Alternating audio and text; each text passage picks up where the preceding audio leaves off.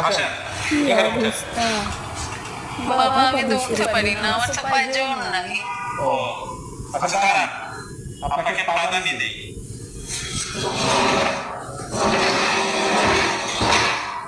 এখানে পা দেন। এখানে পা দিব মানে? না পা দিলে কেমনে হবে? আমি পা দিব না। না পা দিলে উঠতে পারবেন না। এখানে ওঠার জন্য পা দিতে হবে কেন? আপনি না পা দিলে উঠবেন কিভাবে? উঠতে হলে এখানে পা দিতে হবে। অবশ্যই পা দিতে হবে।